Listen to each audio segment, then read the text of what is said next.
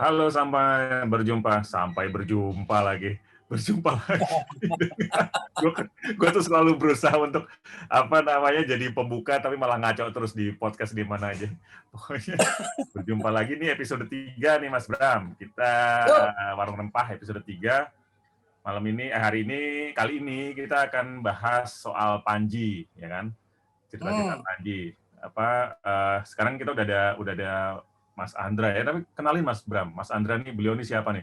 Kalau dari wajahnya serius nih kayaknya nih Mas. Gue selalu grogi kalau ketemu orang serius. Saya lebih cendekiawan soalnya. Cendekiawan makanya.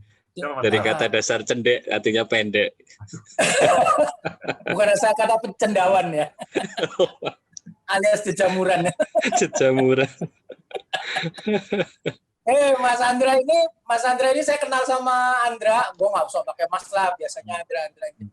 Aku kenal sama Andra ini udah berapa tahun Andra ya? Udah lama ya. Dari tahun 2008-an gitu lah. Ya, betul. Terus kita tahun segitu, waktu itu masih waktu itu udah lulus isi ya? Udah ya?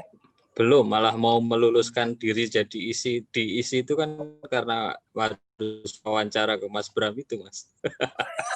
Oh gitu. Iya beliau ya, seniman nih berarti nih. Seniman nih, lulusan isi Surakarta, jurusan tari. Jurusan tari. Banyak sekarang jadi kolumnis di banyak tempat deh. Di apa ya terakhir tuh aku lihat tuh di tempatmu tuh apa etnis ID atau apa gitu loh. Yang terakhir saya muncul di majalah Basis, Mas. Gitu. Okay. Ya. Terus sempat juga Kompas juga sempat ya ngisi di beberapa koran, seluruhnya tentang kebudayaan, terutama Jawa, terutama lagi seni pertunjukan. Nah, yang menarik ini Andra ini serius banget nekunin Panji. Okay. Dari mulai Panji yang tak bertopeng dan Panji yang bertopeng itu kalau di seni pertunjukan Jawa di tari terutama sering disajikan seperti itu. Nah, ini yang menarik sebetulnya Panji ini. Panji ini aku sih taunya ya Mas Unggul ya. Panji ini kan cerita kayak apa ya? Cerita ini kayak wayang tapi lokal banget Indonesia gitu loh. Ada Panji Asmoro bangun, musuhnya tuh selalu ada Klonong gitu. Terus kemudian ada Dewi Sekartaji atau Dewi Chandra Kirana gitu ya. Terus tapi yang menariknya lagi, gue itu waktu kapan tuh dengar nonton festival Panji, Inou namanya. Itu justru di Thailand, dan di beberapa tempat lagi di Asia Tenggara itu banyak juga cerita Panji. Dan ternyata Panjinya Panji yang sama nih dengan Panji yang di Jawa. Padahal itu kan cerita yang di ini ya, yang di zaman Jenggala, Kediri kayak gitu-gitulah. Kok bisa sampai sana gitu loh. Ini sebuah keterhubungan yang sangat menarik gitu loh di Asia Tenggara ini gitu. Pernah dengar Cani nggak Mas Sanggul? Apa Mas? Apa kok Cani? Panji. Nah ini dia aku mau tanya Panji. Tadi kan sudah ngobrol dikit sama Mas Bram ya. Ternyata ya sudah terpapar Panji dari kecil juga ya, karena di lakon-lakon ketoprak itu kan biasanya ada Panji ya, gitu ya Mas Andra ya.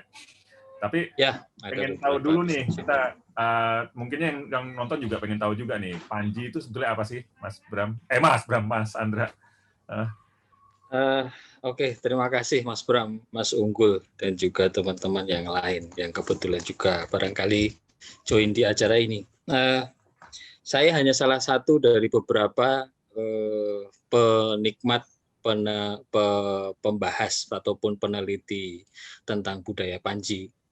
Ada teman-teman yang lain yang juga barangkali lebih piawai, lebih lengkap tentang hal ini, tapi bahwa memang satu hal yang menarik dari Panji ini barangkali begini, Mas. Kalau tadi Mas Unggul cerita tentang Panji diketahui dari ketoprak apa Mas tadi Mas? Ketoprak.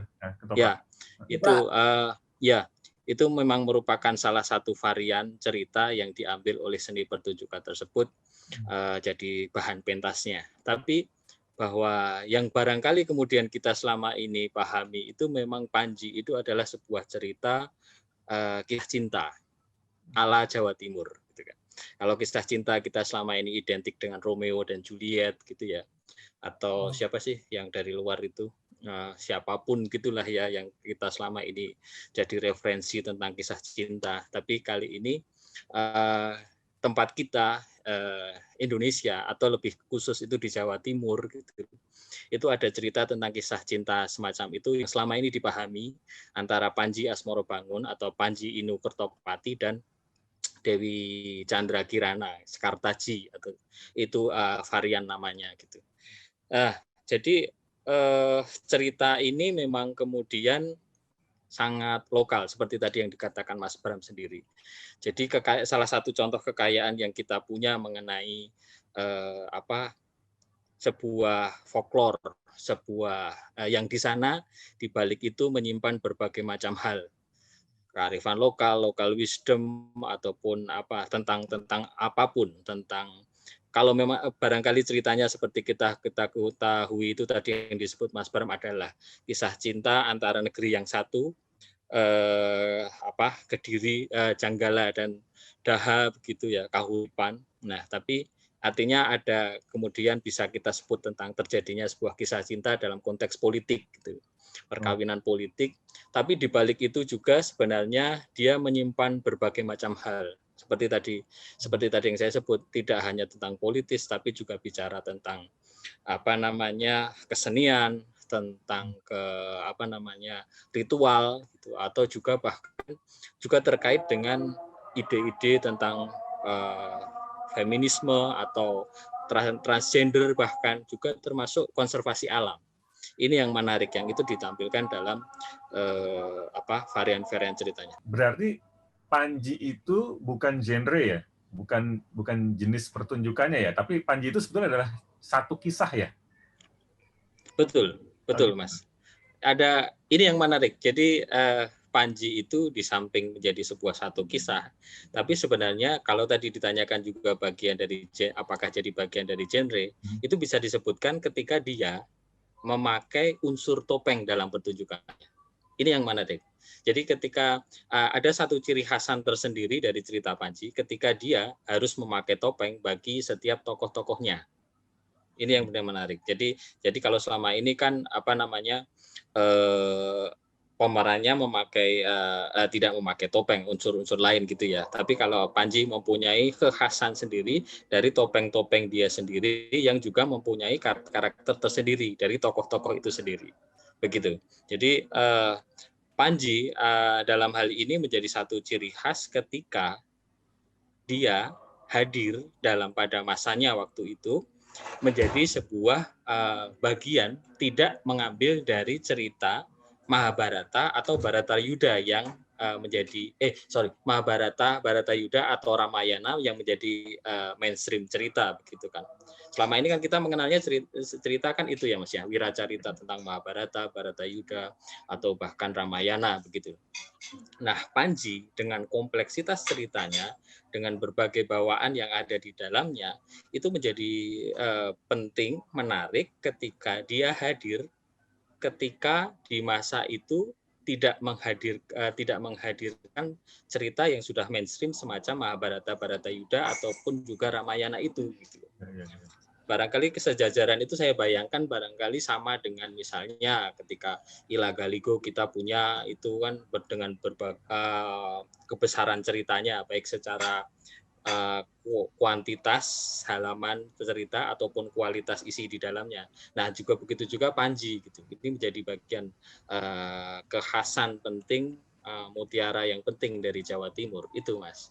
Berarti kalau Panji sebagai kalau tadi disandingkan dengan Galigo ya, berarti itu ada kayak kitabnya gitu Mas, buku yang menulis seluruh kisah Panji itu atau gimana Mas? Nah, ini menjadi pertanyaan penting ketika sebenarnya naskah Panji itu pada awalnya tidak pernah ditemukan siapa penulis pertamanya. Naskah semacam itu tidak pernah ditemukan, tidak bisa teridentifikasi pada awalnya ketika cerita Panji itu kita temukan menurut catatan penelitian berbagai para ilmuwan budayawan itu ketika dia digambarkan pada akhir masa kejayaan Majapahit. Jadi masa-masa ketika tahun 1400-an, ketika apa namanya, jadi selepas siapa Hayam Wuruk ya, itu dicatatkan dalam relief bentuknya, Mas. Penataran misalnya, atau di apa Candi Mirigambar misalnya, atau juga beberapa relief lain, dan juga apa namanya, sosok patung ya, Arca. Arca, ya itu yang disebut. Itu sudah pernah ditulis dengan panjang lebar oleh Bu Lydia Given dari Jerman terkait hal itu. Jadi catatan awal tentang Panji itu kalau diidentifikasi baru pada tahun 1400-an itu, Mas. Itu kalau menurut catatannya. Bahwa kemudian yang menariknya kan ketika perkembangannya kemudian ada beberapa catatan yang justru naskahnya itu tidak hadir di Jawa Timur itu sendiri. Dia bahkan ada di Melayu ataupun Malaysia, bahkan juga di Myanmar dan Laos. Demikian. Ceritanya itu kan ya. Sorry Mas Unggul. Ceritanya itu kan cerita Panji itu ini menarik nih. Cerita Panji itu kan sebetulnya kan kayak apa ya? Selalu dikisahkan ada dua kerajaan ya, kerajaannya Lembu Ami Luhur sama Lembu Ami Seno itu ya, yang itu. Nah, terus saya pernah dengar orang tua dari mereka berdua itu kan Erlangga ya, kalau saya nggak salah ya. Nah, oke. Nah, ini kaitannya gimana? Kok itu antara satu sisi itu sejarah, satu sisi dia menjadi cerita. Apakah ini sebetulnya legenda? Apakah ini sebetulnya cerita sebuah cerita, sebuah sejarah yang kemudian didongengkan, atau gimana sih sebetulnya Panji ini? Nah, pertanyaan menarik, Mas, itu yang saya coba juga pelajari terkait Panji ini begini. Memang kemudian selama ini yang seperti tadi saya sampaikan ya, kita pahami tentang kisah cinta yang selama ini dipahami tentang Panji, dan juga kemudian asal-usul kerajaan yang seperti tadi Mas Bram sampaikan gitu ya. Itu memang pemahaman awal, itu memang cerita itu dipahami seperti yang tadi Mas Bram sebut dari kahuripan. Itu merupakan pendapat dari Purbacaraka, Mas. Tapi pada akhirnya dengan berbagai perbandingan penelitian yang lain, W.H. Reser, kemudian C.C. Burke dan lain-lainnya, itu ternyata kemudian bisa ditunjukkan bahwa Panji itu tidak menyebut pada suatu kurun waktu, tidak menyebut pada suatu tokoh yang mengacu jelas. Dia memang mengacu pada barangkali ada tempat-tempat yang bisa ditunjuk dalam ceritanya, atau peristiwa-peristiwa yang bisa menjadi latar belakang dari cerita Panji. Tapi sebenarnya kalau berdasarkan seluruh penelitian yang itu disebutkan, akhirnya tersampaikan pada kesimpulan bahwa Panji itu bukan mengacu pada suatu tokoh tertentu, tapi dia mengacu pada peristiwa-peristiwa sebelumnya. Mulai dari Airlangga memang, kemudian sampai pada akhirnya bahkan Airlangga, kemudian bahkan sebelumnya kemudian ke Ken Arok, dan bahkan ke Majapahit, Hayam Wuruk terutama begitu. Jadi dia tidak disambung gitu ya. Ya, itu salah satu kepiawaian, kecerdasan, kemampuan imaji dan estetika yang ditampilkan para penganggit cerita Panji itu. Jadi misalnya kalau saya baca tentang penelitian sebelumnya, misalnya ada kita kan misalnya cerita yang Panji Anggreni ya, Mas Bram bisa lebih panjang mungkin cerita tentang cerita itu. Artinya Anggreni itu kan yang tidak disetujui oleh ibunya kan, Mas ya, kemudian dibunuh gitu kan, untuk sebelumnya menikah dengan Panji misalnya, seperti itu. Nah, menurut penelitian yang kemudian terbaca, ini mengacu pada peristiwa Bubat, perang Bubat, ketika Hayam Wuruk akan menikah dengan Dyah Pitaloka kan, dari mana Pasundan. Nah, cerita ini diacu kemudian ditunjukkan menjadi terbentuk dalam kisah Panji Anggreni itu.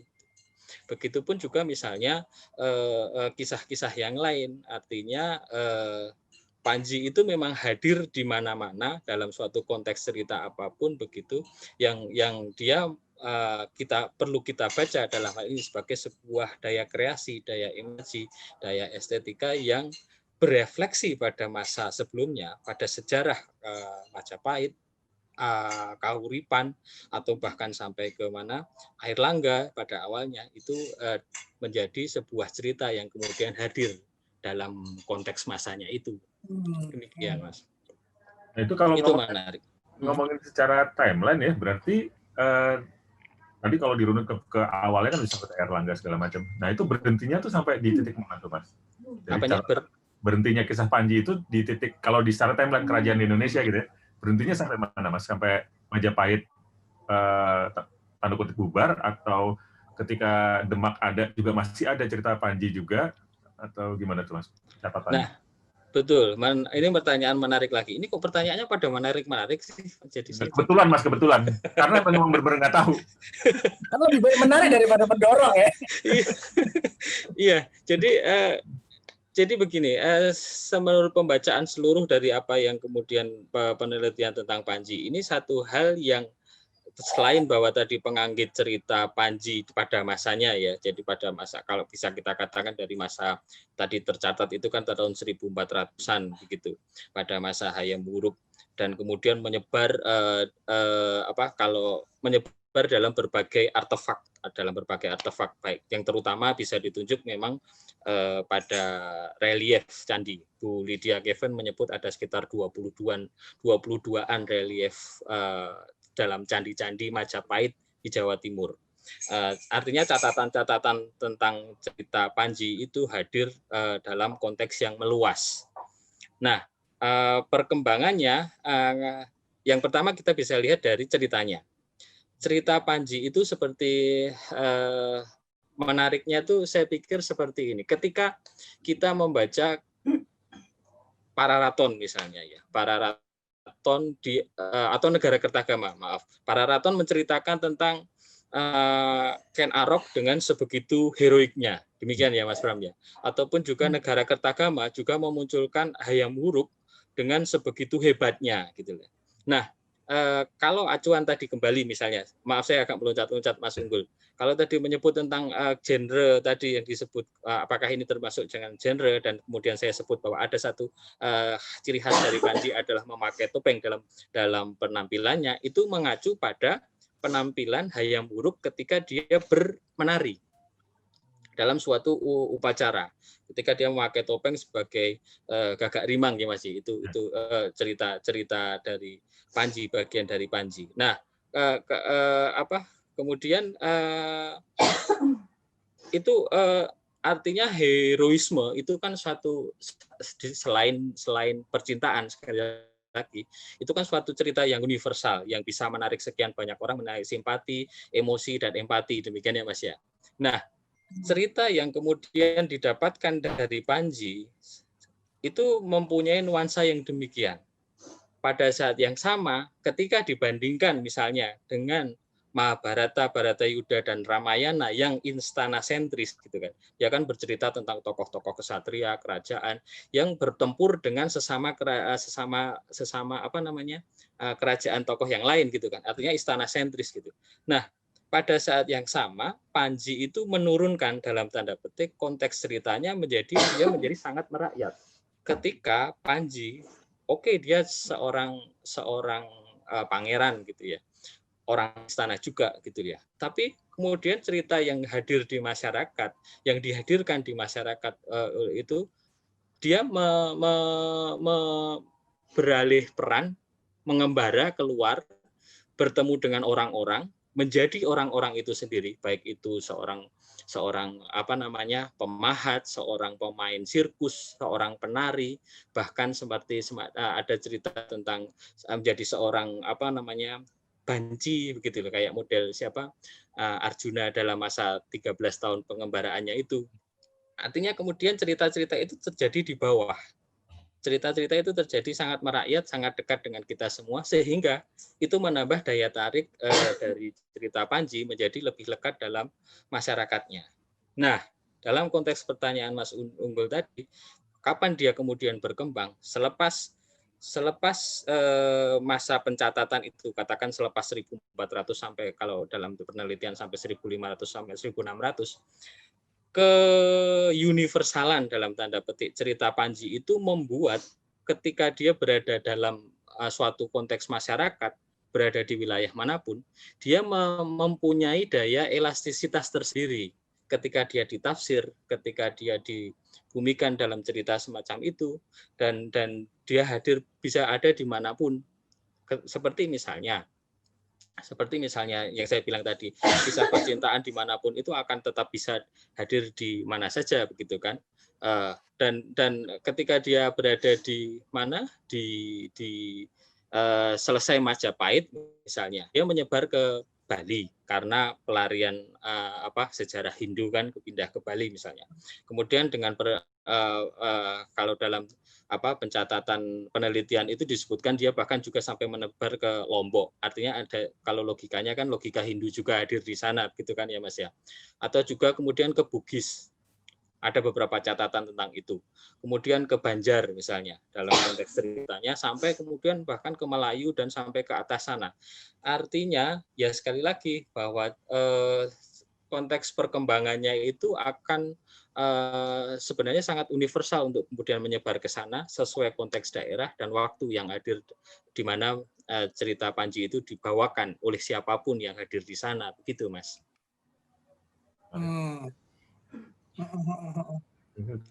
Oke. Ini kalau boleh kita balik ke core ceritanya ya, ke core ceritanya Panji itu sendiri.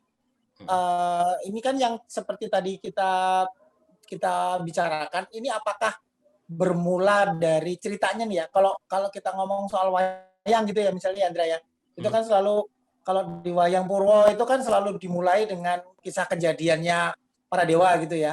Saat telur menetas, telur jadi Manik Moyo, Togok dan Semar gitu misalnya gitu. Nah, ini kalau kita mulai dari kita urut dari awalnya Panji itu, dia start dari mana? Kan kalau sementara ini kan taunya kan sepotong sepenggal gitu ya. Misalnya Andi Lumut gitu misalnya. Andi Lumut itu kan itu tentang dua orang itu lagi kan, tentang, maksudnya kalau kita mencari titik awal dari cerita Panji itu, kita harus mulainya dari mana ya? Kalau apakah ceritanya Dukun Sakti Calon Arang itu sudah masuk di dalam kategori Panji? Itu kan berarti kan sebelum ini ya, pada saat itu kan di zaman Erlangga gitu misalnya. Apakah itu sudah masuk? Apakah sebelum itu ada? Apakah justru itu nggak masuk, tapi ya start mulai dari cerita Ino Kertapati dan Dewi Anggraini itu dari mana, Andra? Kita harus lihatnya dari mana untuk membuat frame nih sekarang nih. Oke. Kalau seluruh pembacaan saya dari terkait tentang Panji itu memang seperti tadi yang Mas Bram bilang kan, bahwa ini cerita tentang sosok pangeran dan putri dari dua kerajaan itu gitu ya. Jadi memang kemudian mengacunya dalam sebuah penelitian Sisiberg itu disebutkan bahwa itu mengacu pada zaman Airlangga, Mas. Jadi ketika Airlangga memecah kerajaan gitu kan, dan kemudian ada tokoh Kili Suci dan semacamnya itu, Mas. Nah, itu ya, dalam cerita Panji, kalau sosok Airlangga itu ada sosoknya dalam cerita Panji itu Resi Suganda. Gitu. Jadi dia memang tokoh utama. Jadi kayak kalau di Mahabharata mungkin kayak siapa Mas? Yoso. Nah, betul. Semacam itu. Itu kalau bisa mau dirumuskan seperti tadi Mas Bram minta, itu kan perumusannya memang dari sana. Pengacuan cerita sejarah yang bisa kita tunjuk untuk melatar belakangi cerita Panji gitu. Bahwa kemudian memang walaupun sebenarnya kemudian pada masa berikutnya, perjalanan berikutnya ketika berubah jadi kahuripan dan semacamnya, itu hanya, saya pikir itu hanya sebuah konteks yang lebih kecil untuk dituju dalam cerita-cerita Panji. Tapi bahwa cerita-cerita Panji itu lebih mengacu pada masa Hayam Wuruk berkuasa gitu. Jadi ketika masa Hayam Wuruk itu ada sekitar tercatat itu ada sekitar 22 perjalanan dia gitu ya, yang tercatat ya dalam perjalanan dia di wilayahnya itu Jawa Timur ke sana, baik itu dalam upacara ada prasasti, ada biasanya kan tentang desa Sima itu kan Mas, yang dia mempunyai hak untuk tidak membayar pajak gitu. Dan di situ Hayam Wuruk itu menari ataupun bercerita atau apapun tentang kisah-kisahnya.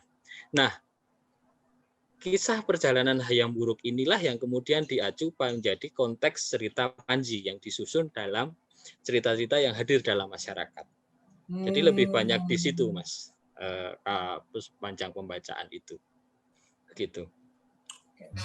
Tadi aku skip tuh, anakku masuk, terus aku harus bawa ke kamar. Tapi ntar aku tonton lagi biar tahu. Oke.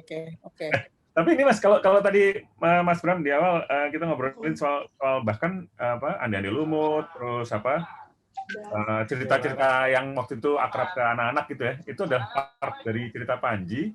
Itu bisa sampai ke situ gimana Mas? Maksudnya tiba-tiba ada sempalan cerita kecil Andi-Andi Lumut atau apalagi sih Mas yang Mas kayak Unggul gitu? ngelag. Hah? Apa gue yang ngelag? Ngelag ya? Iya. Artinya tentang varian-varian yang muncul gitu ya Mas? Iya, betul. Iya, justru tadi itu yang saya sebut Mas. Jadi universalitasan cerita Panji, tafsir cerita Panji yang dihadirkan pada setiap masyarakat, itu yang memunculkan cerita-cerita itu bisa hadir dimanapun, dalam bentuk apapun.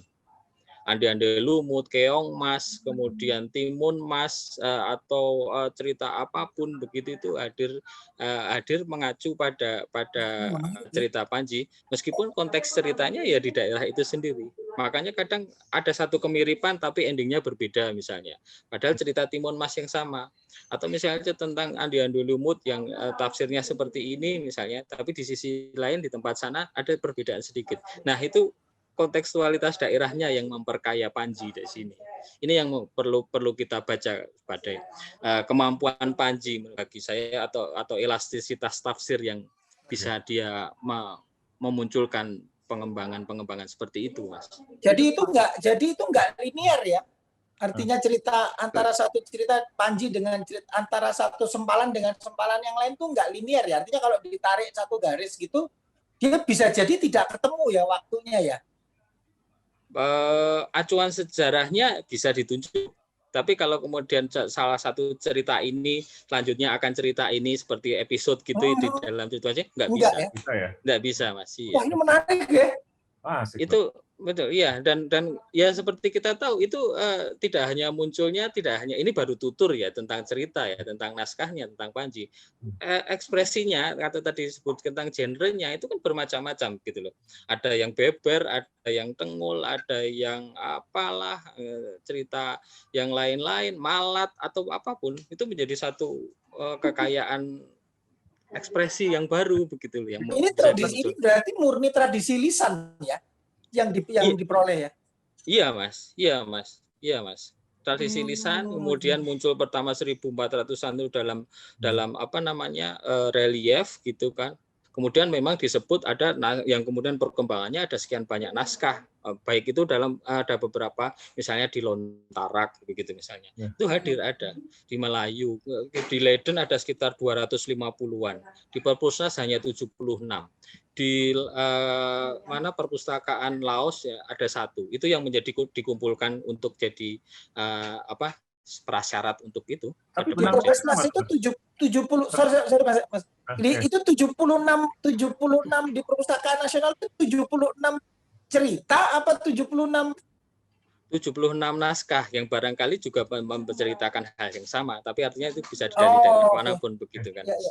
Nah itu Ya. tadi yang tadi disebut di Laos dan di luar wilayah Indonesia sekarang ya, Nusantara sekarang ya, apa Indonesia maksudnya di luar wilayah Indonesia itu benang merah sama tuh Mas, tapi ada benang merah sama sehingga itu disimpulkan bahwa itu adalah kisah Panji gitu loh. Sama Mas. Jadi selain oke lah kita bicara sekali lagi tentang tafsir itu ya, tentang kisah cinta dan keheroisan itu. Tapi bahwa kemudian pada saat yang sama pertunjukan nama bahkan di Thailand gitu misalnya, itu disebut Panji itu Inau. Kalau kemudian mengacu pada kata di sini kan Panji Inu Kertapati. Inau, Inu itu. Ada jadi mengacu pada cerita-cerita itu gitu Mas. Jadi dari pelafalan tokohnya, nama tokohnya itu juga memang hadir di situ gitu. Di apa yang paling jelas, yang paling bisa kita tunjuk di situ. Kemudian satu di Laos atau Vietnam ya. Itu menyebut tentang tadi Resi Suganda itu. Dalam bahasa sana yang itu artinya ada satu kemiripan fonetik gitu antara itu Rasi Suganda dan kata di sana. Itu diantaranya apa namanya benang merah yang bisa kita tunjuk sebagai linearitas penyebar luasan Panji di Asia Tenggara. Nah, keren ya. Langsung gue lihat keren ya. Gini aja Mas Bram cari sponsor, investor, bikin film lah kita Panji. Oke. Tapi kan kita Mas Andra yang ini kan apa namanya ngawasin kan bener apa enggak nih? Konsultan ya. Konsultan ya kan, konsultannya Mas Andra. Carilah, Mbak Ratih cari Mbak. Mas, ini ada beberapa teman-teman nih yang juga ikutan nimbrung di warung kita nih. Ya. Kali-kali ada mau nanya, kepala gue udah panas nih soalnya.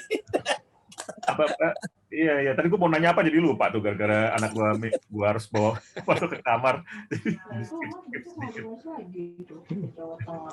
Iya, boleh nanya nggak? Boleh. Sila Mbak Rati. Iya. Apa namanya? Kalau tadi Mas Andra bilang bahwa ini ada dikenal lah ya, dikenal di kawasan katakanlah Asia Tenggara begitu ya. Ini ada kaitannya dengan ini nggak sih, apa namanya, jalur perdagangan gitu ya? Bagaimana satu cerita itu kemudian menginspirasi daerah lain dan kemudian diinterpretasi lagi. Tadi kan seperti Mas Andra sudah bilang gitu ya. Saya langsung membayangkan mungkin karena kebetulan lagi penuh dengan rempah nih. Saya tunggu kata itu dari Mbak Rati aja deh. Nah, apakah itu bisa dijadikan satu petunjuk bahwa pada masa itu ada satu keterhubungan yang terjadi akibat perdagangan, terus kemudian saya nggak tahu ya Kak, berarti kan ini sebetulnya tradisi lisan Panji ini sebetulnya kita bisa sebut sebagai naskah Melayu ya, karena dia beredar di Asia Tenggara dan itu bisa dikatakan juga, nggak tahu apakah bisa dikatakan bahwa ini adalah bentuk tradisi lisan Austronesia yang termutakhir di masanya seperti itu. Mungkin gitu nggak sih Mas? Apakah itu bisa kita kaitkan ke sana? Iya, betul Mbak. Jadi saya pernah menuliskan dugaan itu dalam tanda petik itu di Kompas, diberi judul pada waktu itu, kemudian karena yang mengasuh sama Mas Radar ya, dan beliau sangat maritim gitu. Jadi dituliskan judul jadi negara Panji, cerita Panji yang bahari semacam itu. Logikanya karena di situ saya membaca dari pembacaan saya memang bahwa cerita Panji itu saya mengacu benar pada istilah yang disebutkan oleh Adrian Vickers. Beliau menyebut tentang peradaban pesisir. Nah, logikanya begini. Saya kalau mau merunut, saya agak sok-sokan merunut ke dalam gitu ya. Ketika Majapahit itu Panji hadir di Majapahit, dan ketika itu Majapahit berkuasa sebagai negara kedua Nusantara yang menguasai Nusantara sekian luas gitu ya. cerita Panji yang waktu itu kan sedang booming-boomingnya lah katakan gitu, sedang dicatat, sedang mungkin ada di media sosial, dibicarain jadi omongan viral gitu kan. Dan viral ini kan dalam masa itu kan artinya viral di kaum pedagang, karena kan yang berhubungan dengan keluar itu kan pasti dengan orang-orang perdagangan.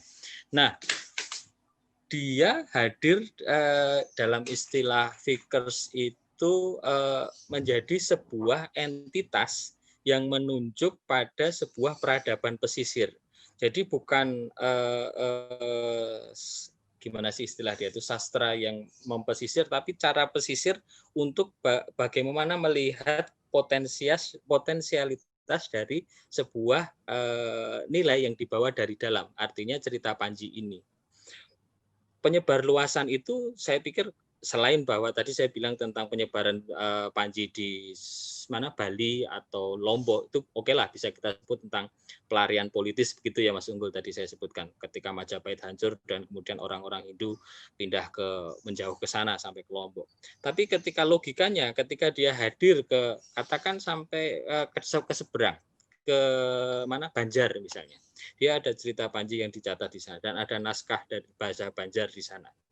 Bagaimanakah logikanya? Selain itu pada masanya adalah sebuah jalur perdagangan.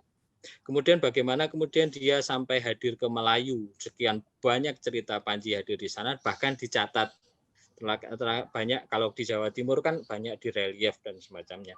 Tapi kalau di Melayu, bahkan di Semenanjung Melayu, Malaysia dan lainnya itu banyak cerita Panji yang dicatatkan. Itu artinya perjalanannya menuju ke sana juga hadir ketika dia melalui jalur-jalur perdagangan. Pada masa itu kita tahu ketika masa 1500-an gitu ya, ketika jalur perdagangan itu kalau dari Majapahit pasca itu kan berarti ketika tadi Mbak Ratih menyebut tentang rempah hadir dari timur, dia kan akan sandar di bagian Jawa bagian timur kan ya Mbak ya, pada titik ya, masa itu Surabaya, pada Gresik dan lain-lain. Nah, cerita-cerita ini menjadi hadir ketika kalau Vickers itu menyebut hadir sebagai sastra Arab Melayu, Mbak. Dia dihadirkan di sana, muncul dalam tradisi lisan yang dikemukakan, diceritakan menjadi baur, sebuah kebudayaan baru, sebuah ekspresi baru yang kemudian tercatat menjadi naskah-naskah Panji dimanapun, yang menjadikan, kalau Vickers menyebut, yaitu tadi, bahwa ada sebuah sastra yang menunjuk pada sebuah peradaban pesisir, yang di sana dia mengacu bahwa itu adalah Panji. Begitu Mbak. Bukunya Peradaban Pesisir itu, Adrian Vickers menuliskannya. Ngelotok banget ya. Ngelotok. Ya. Semalam Mas ini saya ngapalin nggak tidur pada gara-gara Mas Bram. Diulang lagi kacau saya. Jadi pengen tahu kalau outputnya sendiri Mas ya, output keseniannya tuh apa aja sih Mas dari Panji ini? Banyak Mas. Banyak. Secara cerita wayang itu sendiri kalau di Jawa Timur gitu kan memang ada seperti tadi yang saya sebut tentang wayang topeng. Itu khusus tentang cerita Panji. Mas Bram sudah berkali-kali menampilkan itu dalam kegiatan-kegiatan beliau dengan Mbak Ratih. Gitu kan. Topengnya itu sendiri kan sangat khas untuk cerita-cerita Panji. Begitu. Itu jelas. Wayang topeng, kemudian hadir dalam bentuk-bentuk lain, wayang beber misalnya. Itu digambarkan dalam sebuah layar dan kemudian diceritakan. Itu sangat-sangat lisan dan sangat tua dan barangkali sekarang hampir punah, meskipun ada perkembangannya yang wayang beber kota dalam sekarang, atau bentuk-bentuk yang lain misalnya tradisi-tradisi lisan yang lain seperti wayang Tengul, wayang yang di daerah Situbondo atau pesisiran itu ada lagi ya Mas. Nah, wayang gedok dan lain-lainnya. Dalam musik pun juga dia hadir saya lupa namanya di daerah Lasem ke sini itu itu masih tentang musik-musik yang mengacu pada hal itu. Dan juga tentu saja yang paling jelas tentang kesenian bertopeng, Mas. Kalau ada pada satu titik itu kadang ketika kita menyebut tentang hudok gitu, itu juga mengacu pada di sana. Kalau topeng ya mau disebut yang paling jelas atau paling jelas kita bisa tunjuk ke wilayah pesisiran di Indramayu Cirebon itu, Mas. Ketika ada 5 unsur topeng yang menggambarkan cerita Panji dan lain-lainnya ketika. Kayaknya kalau udah ketemu topeng, keseniannya jadi kesenian itu isinya konten kesenian topeng itu banyak Panji deh. Kayaknya topeng Banjar itu juga Panji. Betul. Ya. Betul, Mas. Mengacunya ya karena saya pikir ketika di Malang itu ada sekian banyak topeng yang khusus untuk cerita Panji sehingga disebut wayang topeng Malang, sehingga memang topeng itu akan identik dengan Panji seperti yang tadi saya sampaikan. Gitu, Mas. Yang saya tahu kalau misalnya di kesenian wayang kulit gitu ya. Kalau wayang kulit itu wayang Banjar, itu wayang Sasak, wayang Banjar enggak sih? Wayang Sasak itu misalnya itu Panji. Kemudian kalau di Jawa sendiri ya wayang Gedok, Panji. Terus kalau kayaknya semua topeng di Jawa tuh dari mulai Klaten, kemudian Solo, Jogja itu kayaknya juga semuanya Panji ya. Iya, betul. Itu menarik juga ya musik, pengen tahu jadi yang musiknya, yang outputnya musik tuh. Iya, ada di daerah ini kok, Mas, daerah pantai utara Jawa Timur memang, dan itu memang sangat masih kentrung gitu ya. Ya, kentrung, Mas, maksud saya itu. Ya. Itu bentuk-bentuk turunan dari yang hadir dari cerita Panji. Kalau sampai sekarang ya sekian banyak ornamen barulah muncul, sampai wayang beber kota lah, yang kemudian kartun lah, dan lain-lainnya, komik segala macam gitu ya. Betul. Kalau yang di Asia Tenggara itu, kan itu nyebarnya udah sampai kemana-mana ya, sampai ke Asia Tenggara ya itu bentuknya kebanyakan wayang topeng, artinya pertunjukan teater maski teater gitu, teater topeng, apa bentuk teater boneka? Kalau yang seni pertunjukan ini aku nggak terlalu ngikutin yang di Asia Tenggara. Kalau di sana lebih banyak seni pertunjukan tari dengan topeng, Mas. Sebenarnya di sana. Jadi dia tidak sepanjang penelitian yang saya baca itu catatan-catatan tentang pembentukan ornamen baru dari Panji. Artinya kalau kita kan ada wayang sekian banyak, kan wayangnya jadi varian banyak banget gitu loh. Musik atau lainnya gitu ya. Sana murni dalam tanda petik tradisi yang kemudian dihadirkan dalam seni pertunjukan itu, meskipun barangkali ia juga bisa jadi akan memakai topeng, tentu saja dengan konteks cerita yang di sana begitu, Mas. Oke. Si berasa. Abah tuh kayaknya mukanya mau nanya tuh, Mas. Mukanya Abah mau nanya tuh kayaknya itu. Mikir. Tapi mau sedikit nyenggol tadi. Kayaknya saya jujur aja rada terganggu dengan kata Panjinya sendiri, karena di Sunda itu Panji itu apa ya, avatar gitu ya, kira-kira pengertiannya gitu buat saya. Jadi bukan nama seseorang gitu, lebih ke simbol mungkin ya, ikon atau apa ya. Nah terus tadi saya tertarik dengan cerita bahwa tadi Mas Andra bilang kisah Bubat yang kemudian di-create di dalam cerita Panji itu kan tadi. Nah, akhirnya saya kok ada sedikit kesamaan di sini, dibilangnya apa sih? Hikayat catur gitu ya kalau orang Sunda bilang. Jadi dongeng yang diceritain tapi mungkin bentuknya diceritakan. Bahkan saya nemuin Panji Asmoro Bangun dengan Galuh Chandra Kirana. Ada cerita kemiripan dari itu, tapi nama-namanya nih yang namanya pakai Kirana itu justru ibunya Komalasari. Komalasari adalah Galuh Chandra Kirana yang menurut versinya Jawa Timur gitu. Di kami Komalasari atau Sunan Baeti gitu. Kemudian ibunya itu baru Citra Kirana gitu. Namanya gitu. Nah, itu.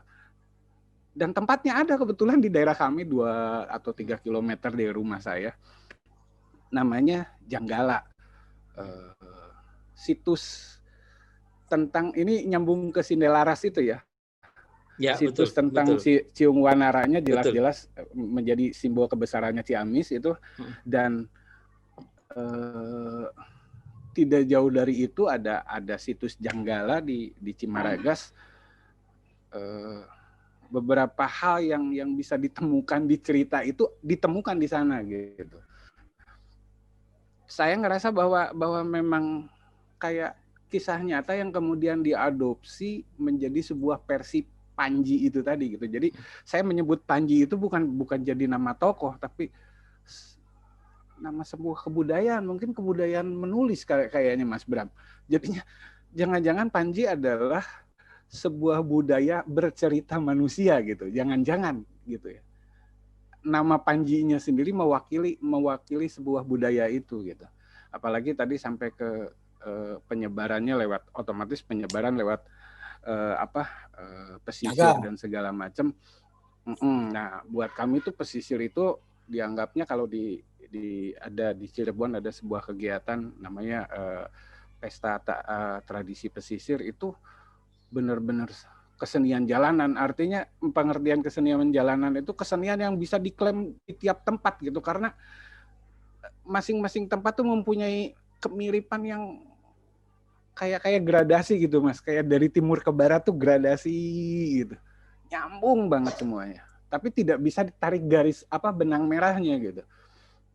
Nah, saya melihat bahwa mungkinkah yang akhirnya Panjinya sendiri menjadi sebuah simbol dari seni bertutur kata, mungkin seni bercerita gitu. Jadinya saya nangkapnya kayak gitu. Karena banyak sekali cerita-cerita yang itu tadi tiba-tiba ada di sana dengan kondisi yang berbeda. Bahkan mungkin orang Banjar bisa mengklaim bahwa itu juga adalah kekayaan atau khasanah kekayaan mereka gitu. Atau jangan-jangan mungkin mereka menyumbangkan cerita yang sesungguhnya yang kemudian di-create menjadi yang ada di kesenian itu gitu Mas. Atau gitu, saya berandai-andai aja dari tadi, saya mikir ini jangan-jangan saya yang salah paham ini, atau saya salah paham atau salah alamat gitu. Karena itu tadi gitu. Ya, saya minta penjelasannya itu gitu. Terkadang mungkin di tradisi Sunda itu ada cerita yang dibilang hikayat catur.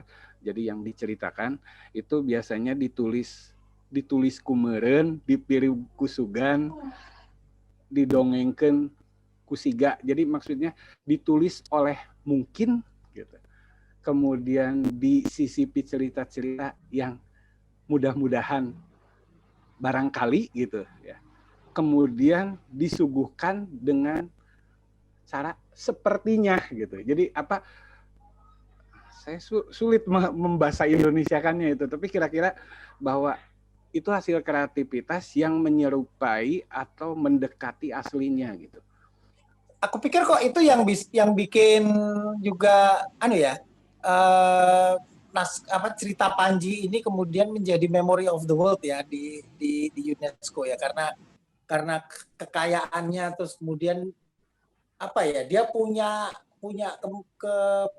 kelenturan untuk diinterpretasi ya. Kemudian muncul Panji ini, Panji itu, segala macam. Tokohnya cuma satu, tapi dia bisa muncul dalam berbagai versi gitu. Gitu nggak sih, Indra? Iya, Mas, betul. Memang seperti itulah yang dimaksud dengan yang tadi saya bilang dalam bahasa universalitasan. Kalau memang kalau secara prasasti gitu ya, catatan tertulis yang itu memang hanya prakaryan Inu gitu kan istilahnya gitu ya.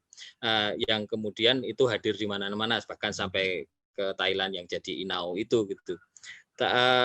Memang kemudian yang tadi saya sebut, ketika dia bicara tentang universalitasan itu tadi, kisah cinta ataupun heroisme, tapi ketika dia hadir di masyarakat, tokoh itu hadir di masyarakat, katakan dalam konteks sekarang mungkin blusukan gitulah, itu kan menjadi mendekatkan kita, dan dia tidak mengambil klaim-klaim cerita tertentu pada yang harus dipatuhi oleh masyarakat itu sendiri, sehingga kemudian tafsirnya memang kemudian beragam.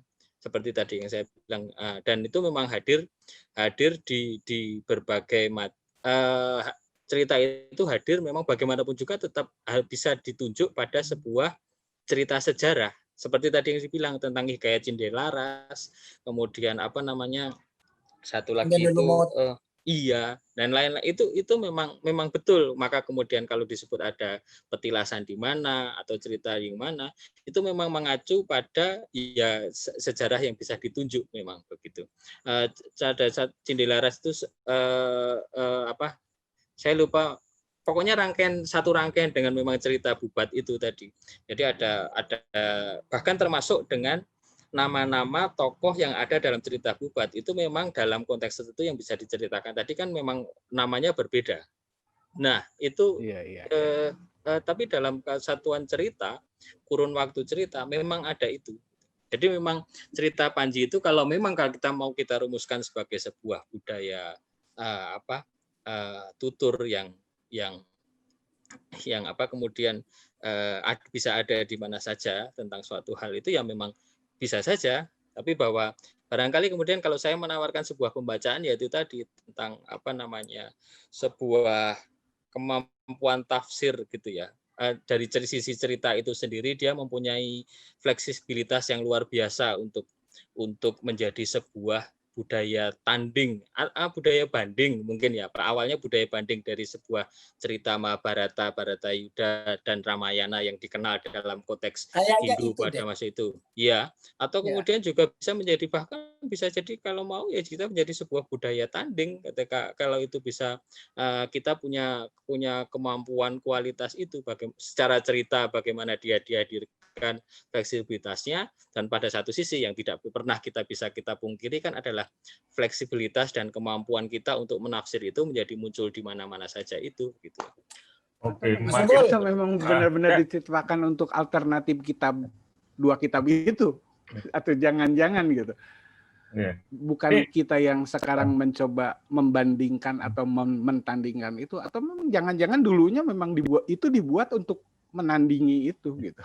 Mungkin bisa disimpan dulu Abah untuk part kedua karena waktu. Gue baru mau ngomong nih, ini kayaknya 2 episode ya ini. Enggak, tapi memang benar. Nanti ini yang kali ini part satunya cukup segini dulu mungkin ya. Kita bicara umum soal Panji. Kemarin wayang kan juga nggak kelar tuh. Ya. Nanti ada part 2. Sekarang nih Panji juga ada part 2. Ini nanti disimpan dulu Nanti kita cuma nontonnya ini kelar nggak nonton lagi episode lainnya kan gitu. Iya. Kalau ada yang nonton gitu kan. Usul judul boleh nggak? Apa tuh Mas? Boleh. Panji budaya banding, budaya tanding gitu kan. Nah, saya lebih setuju itu. Keren. Tapi nanti next-nya kita mungkin bicara lebih detail lagi ya, Mas Andra ya, Mas Bram, Abah dan lainnya. Iya, setuju. Oke, bisa kita bedah khusus output kesenian apanya atau satu kisahnya apa, kita bedah lagi kali ya kita bahas. Oke, Mas Andra, terima kasih banyak. Kita ngobrol-ngobrol lagi nanti. Terima kasih juga. Terima kasih kesempatannya. Ya, Abah, Mbak Ratih yang udah mau nemenin kita. Ketemu lagi nanti kita ya. Ya, kita nanti ketemu dan minggu depan nanti kita ketemu dengan topik yang lainnya lagi. Tapi kita janji ini nanti kita tambah ini ya. Tambah ya Mas Unggul ya. Tambah. Bah, tolong ini dulu Bah, bilang jangan lupa subscribe dan tekan loncengnya. Lo ngomong Bah. Suara gue menjual, tapi muka gue nggak menjual. Harus subscribe sama tekan lonceng aja Bah. Ntar kita bikinin lonceng. Gitu. Oke. Thank you. Thank you semuanya. Assalamualaikum. Waalaikumsalam. Thank you Mas. Thank you.